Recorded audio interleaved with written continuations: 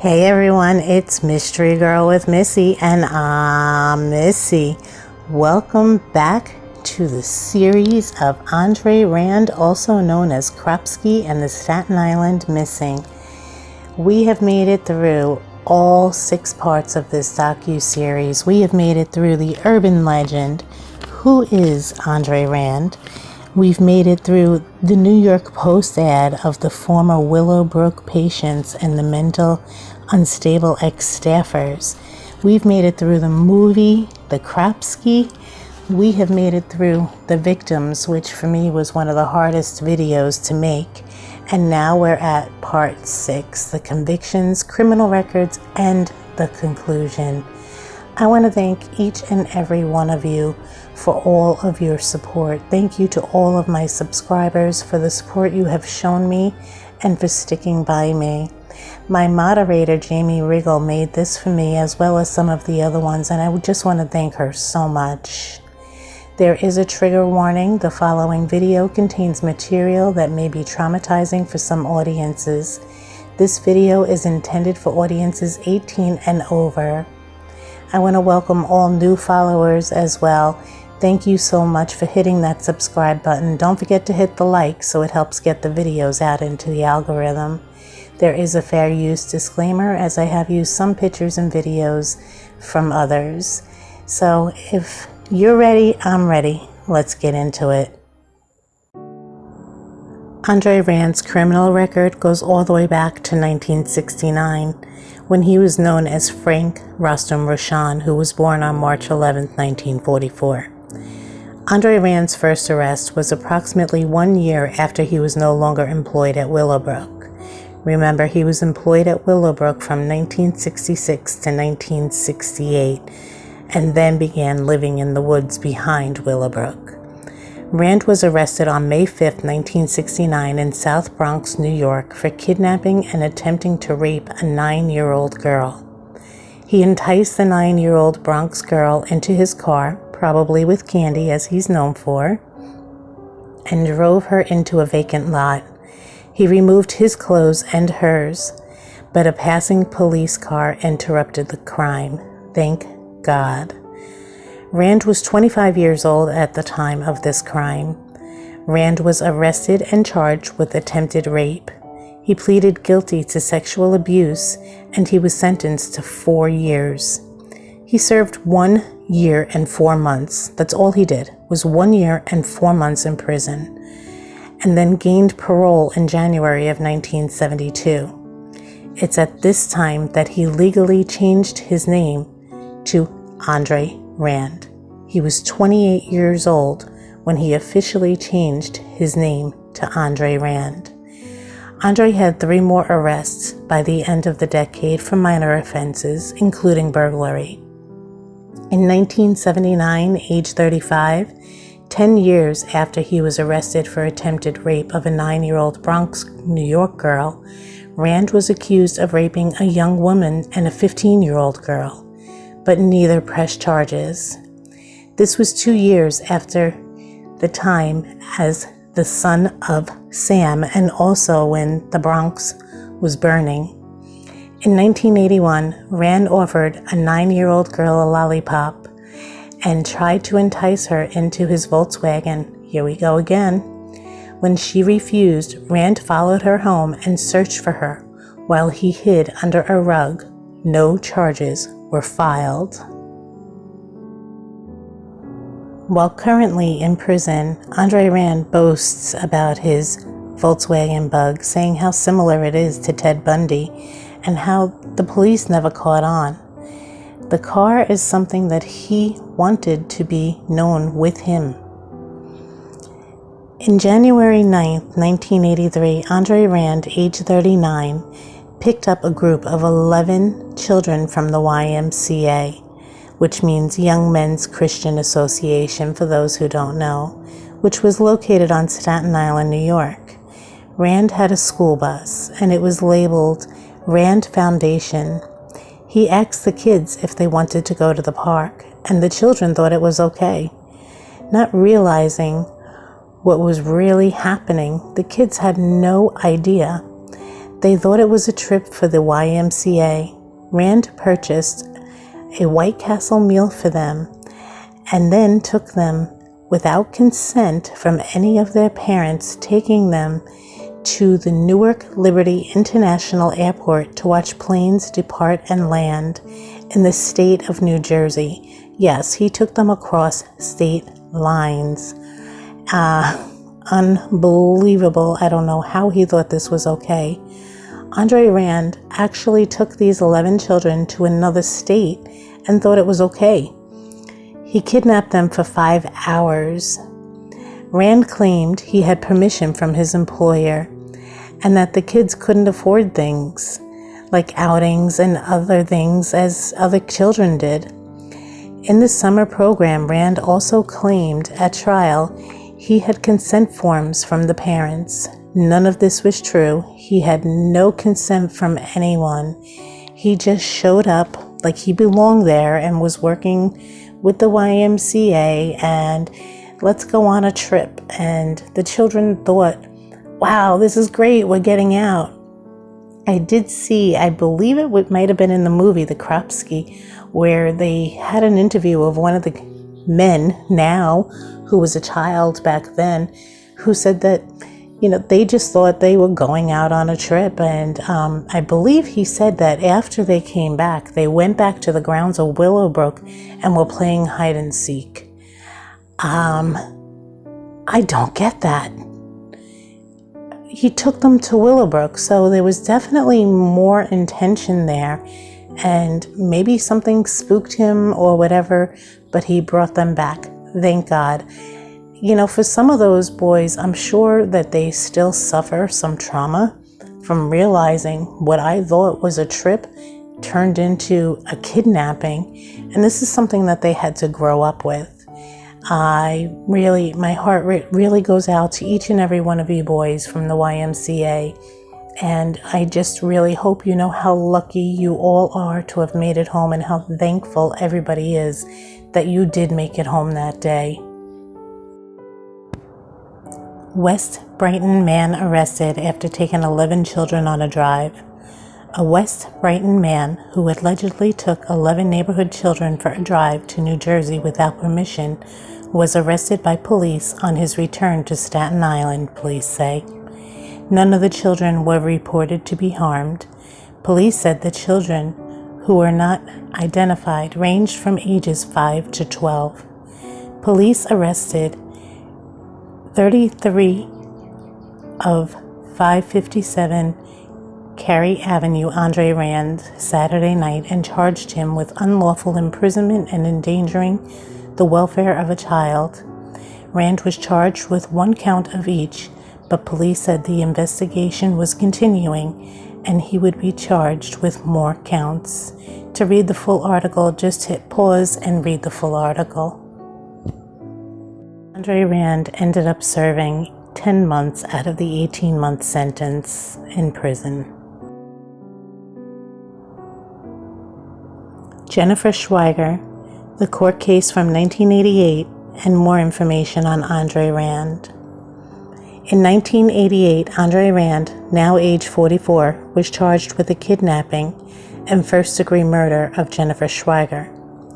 The Staten Island jury could not reach a verdict on the murder charge, but convicted Andre Rand of first-degree kidnapping. Rand was sentenced to 25 years to life in prison. His expression was stoic.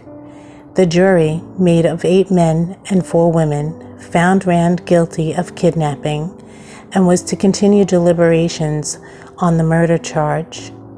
The jury deliberated for 9 hours. The 4 women of the state Supreme Court jury told the judge the panel was way too tired to continue. After a night's sleep, it could arrive at a verdict on the murder count that still faced Andre Rand. Andre Rand ultimately was not found guilty of murder, but was sentenced to 25 years to life for the kidnapping of Jennifer Schweiger. During my research, there was many comments about how Andre Rand's facial expressions were stoic throughout the whole entire thing, even when he was read his sentence. That there was no real expression. That he didn't really respond much, whether it be to who was being questioned or to the judge, that his face just never changed. Whether or not Andre Rand is guilty of kidnapping and murdering Jennifer Schweiger, we'll never know the facts. His charge was actually based on circumstantial information and from information from people that were witnesses from over 25 years ago that at one point were telling one story, but because they were either drunk or on drugs, had no recollection of the events, but now all of a sudden they did. When Jennifer's body was unearthed, I can't imagine how her family felt. In some ways, it had to be devastation, and in other ways, it had to be that they were able to put their child to rest, where most of these families were not able to do that. The search for Jennifer, like I had said in the last video, was like none I had ever seen. With the neighborhood and the foundation put together to find her, and the countless hours, and the police and the dogs and the helicopters, was unbelievable. And I know I'm not alone when I say how thankful I am that Jennifer is one of the ones that were found. I just wish that each and every one of these missing have been found. These parents had to lay a child to rest. They had to bury their child, who they probably looked nothing more to watching grow and become everything and anything that she wanted. Her whole life was ahead of her, and it was taken by someone, whether it be Andre Rand or someone else. It's hard to say, but if Andre Rand does know something, I really would wish by now he would say something. Let these other families rest and let the Schweigers know, yes, this is the man responsible, so they can either forgive in their heart or somehow move forward from wondering who was actually responsible. Yes, Andre Rand is in jail and he is doing 25 years to life, but is he the right man? Did he have help? I mean, they talk about satanic rituals at the Willowbrook grounds and the farmland grounds. Was he the one that was just bringing the children there, and was somebody else doing something to these children? They were all in the same vicinity, and Shinley and Jennifer's body were found on the Willowbrook grounds. There's got to be more evidence there. The Supreme Court did find Andre Rand guilty of the kidnapping. Witnesses called Rand a scuzzball. Witnesses called him a drifter. Witnesses said they've seen him all around. They saw him the day that Jennifer had gone missing. They saw the green bicycle. But this poor mother and this father have to deal constantly with the loss of a child. No parent should ever have to bury their child. And it breaks my heart. This was Andre Rand at the Supreme Court when he was sentenced 25 years to life. Look at his face, there's no expression. This is the judge, the Supreme Court Judge Norman J. Fellig, who sentenced Andre Rand to 25 years to life. This court, I can't even imagine what the feeling was like inside that courtroom. And things were so different then. There was no video. I had such a hard time finding any information. I had to search high and low. But to be these parents and have to face the man that may have been and was held responsible for their child, I can't imagine it. Andre Rand was arrested and charged using largely circumstantial evidence. One of the most incriminating things against Andre Rand was the crazed look on his face. Andre and his constant drooling.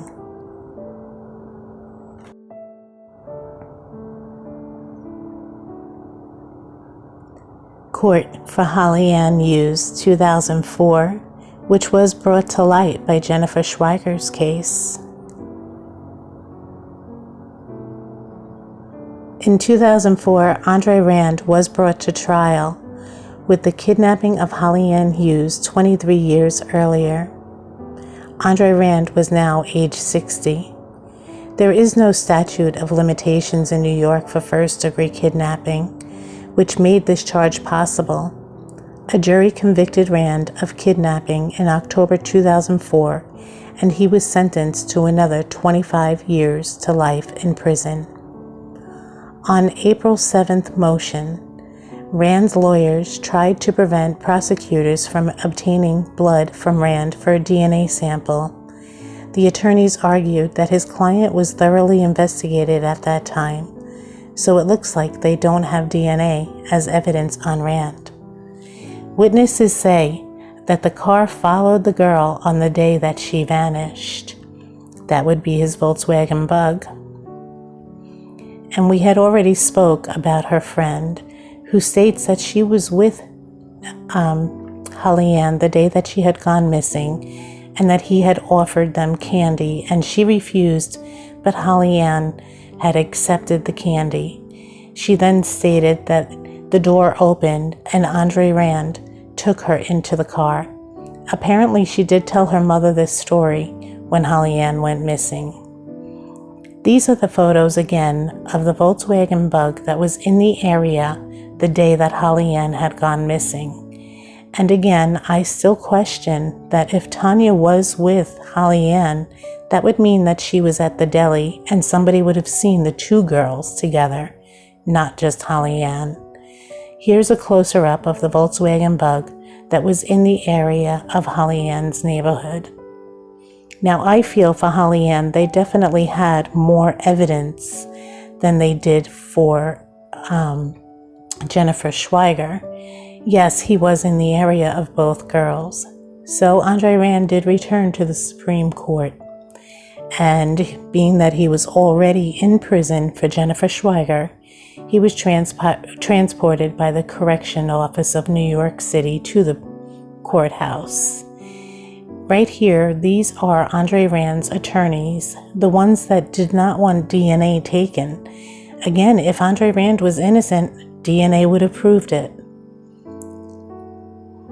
Kidnapper Rand won't take the stand, so the defense and prosecution rest with testimony from defendant in abduction of Holly Ann Hughes, and Rand never took the stand. They say there's really nothing Mr. Rand can offer after 23 years. He can't remember what he was doing that day. The burden is on the prosecution. I don't know, it's kind of, I think if Andre Rand would have been able to take the stand, maybe with a little bit of pressure on him, they would have been able to get something out of him. I mean, maybe not, maybe so. But because he never took the stand, we'll never know. And from the research that I did do, Andre Rand did want to go on the stand. I don't know why his attorneys did not allow him. He did want to take the stand and was not allowed to do that.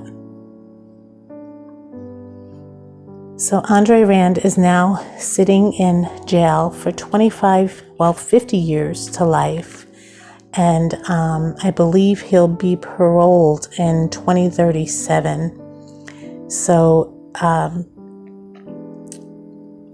just hope that they have the correct guy behind the bars. As of 2016, Andre Rand is serving his 2 consecutive sentences of 25 years to life in Great Meadow Correction Facility. It's a 1,400 inmate maximum security prison in Comstock, New York, near the Vermont border in Washington County, 60 miles northeast of Albany. If we take a look at this map, you can see the Great Meadow up on the top where the finger is pointing. Albany is right below it. but it's also near Fishkill, Greenhaven, Coxsackie. But this is where Andre Rand is doing his time in a maximum security facility. Andre Rand will become eligible for parole in 2037 when he is 93 years old.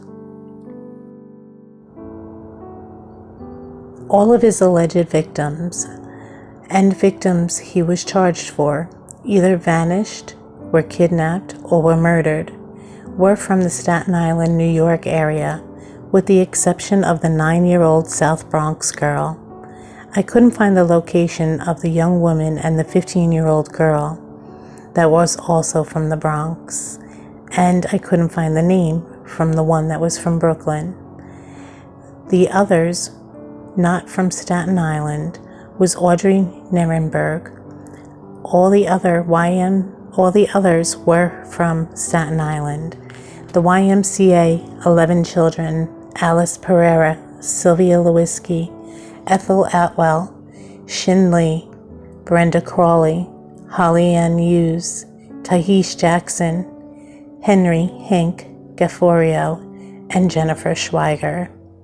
Out of all of these, Andre Rand was only charged for 2 of them, and that would be Holly Ann Hughes and Jennifer Schweiger.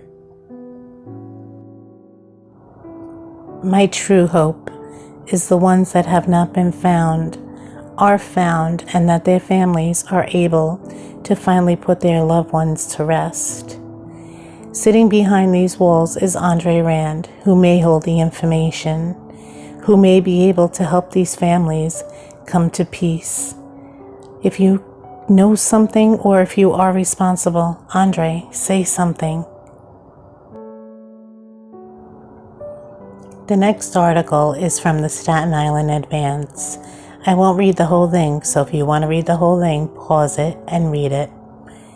A judge yesterday tossed the book at Andre Rand for kidnapping death of 12-year-old Jennifer Schweiger.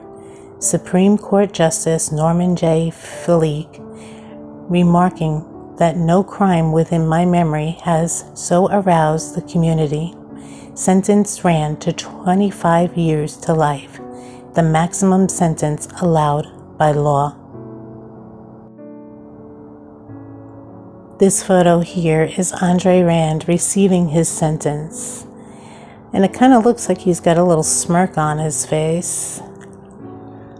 This is the judge that gave him the sentence. Again, if you want to read any of these articles, please pause the video and you'll be able to read it. If you have it on your phone and you're watching it, you'll be able to zoom in a little bit. I don't know how clear it will be, but I did the best I could to be able to provide a clear picture so you could read the following articles. So this is a better photo of Judge Norman Fleig, who sentenced Rand to the 25 years to life, which was the maximum. Jennifer's parents discuss loss in a letter. Justice Norman J. Fleig, prior to sentencing Andre Rand, read the following letter from Karen and Kenneth Schweiger to the parents, who are the parents of Jennifer Schweiger. Again, this is something that is very heartfelt, and if you would like to read it fully, please pause the video and read it when you have time. And this is Jennifer's mom and dad at the court hearing the day that the sentence was given. Cedar Home, Holly Ann's mother, angrily stood up to her daughter's killer, warning him, "Don't write me unless you're going to tell me where my daughter and her body is." And that is from the New York Post.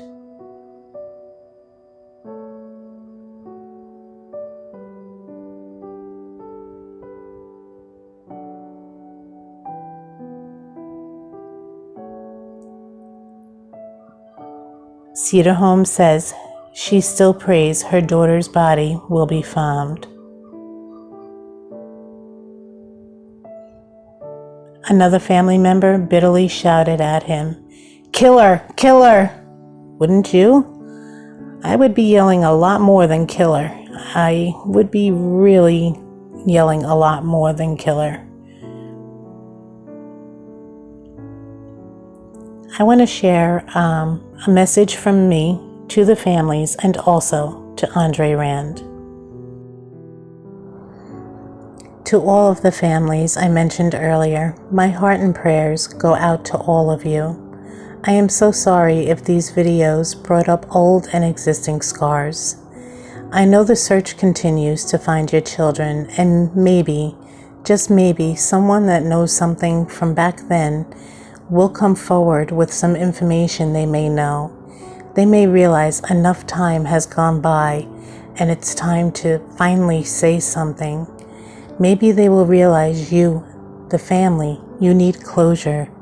You need a place where you can go and share memories and talk to your loved one, whether it be a child or wife or mother. Your family members were taken from you, and I am so sorry again if making these videos and showing these photos dredges up old memories. But I'm also hoping that it will shed light, and maybe new people will go out into the areas behind Willowbrook and continue a search that had started so long ago. Maybe new eyes is what is needed to come across something that somebody might not have seen. I just wish for all of these families that one day while they're still here on this earth, they will be able to lay their child to rest and be able to have a place to go and talk to their child and kind of maybe somehow be at peace knowing that their child is finally laying in peace, as well as mother or wife. Andre, I have something I want to say to you. As for Andre, I don't know if he is guilty or not. I don't know if he is guilty or if he worked alone or if he worked with someone. I came across this story of cropsey while doing research to make a video on Willowbrook. Until I started the research, I never heard of cropsey and Andre Rand. I started the researching a school, and uncovered an urban legend that I never heard of, and I'm from Long Island and then had never heard of it.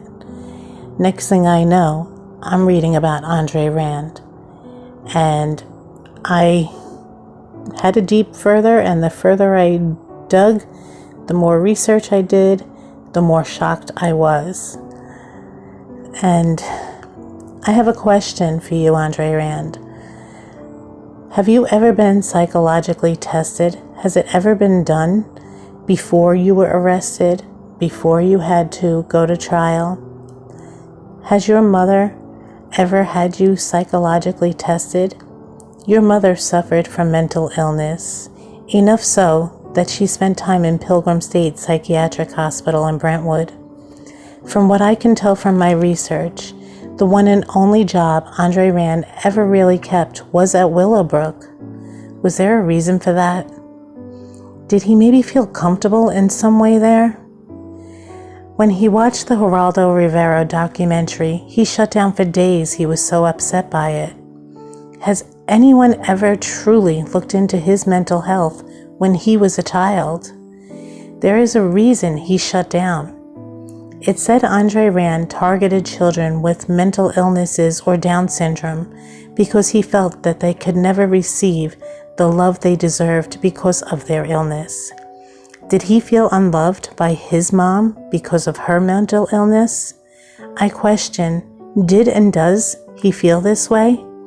If you think about it, he lost both parents in a way when he was a teenager. If he was having mental issues, who would have known? Who would have taken him to have him tested and maybe get him treatment at that time? Because of his own mental illness, it may not be recognized, or it may not have been recognized. Maybe that is why he changed his name. Maybe he was trying to get rid of himself. Frank Rostam Rushan as a child? I don't know the answer to these questions. They are questions I have. I do have another message for you, Andre Rand. If you watch this video, I worked with medically frail children for years, and the one thing I know for sure is just how loved these children are. Maybe more so than a child that does not have a special need in some cases. These families loved and cherished and still love and cherish their missing children. Please, Andre, if you know something, if it was you, or if it wasn't you, or maybe it was you along with others, please provide the information. These families need to know where their children are. And if there were others involved, why should you be the only one held responsible? These families have suffered for way too long. You can make this better for them by letting them put their child in a proper resting place. At the time of this video, in 2023, you, Andre Rand, are 78 years old. Set your mind free. These families have suffered long enough. Do the right thing. Do the right thing. Set everyone free. For the 11 YMCA children, you're now grown, and I'm sure you realize just how lucky you all are that you made it home that day. I'm sure your parents couldn't have imagined what was going to come out when Andre Rand's information came out, and the thought of knowing that you were on a bus with this man. I'm sure they thank God every day. I'm sure it couldn't have been easy growing up and facing what could have happened to you that day. My heart goes out to each and every one of you. I am so thankful you have made it all home and that you're all safe. And to each and every victim, just know that the man, Andre Rand, is now behind bars doing 2 consecutive sentences of 25 years to life, and he can no longer hurt, kidnap, or murder anybody. In my opinion, you may ask, is Andre Rand guilty? I have a feeling he's guilty, but I also don't think he's alone. Please remember, if you know anything, say something. And remember, every day is a mystery. I want to thank each and every one of you for being here with me for this series. And I want to remind you to please give me a thumbs up and continue to watch my videos. If you missed any of them, go back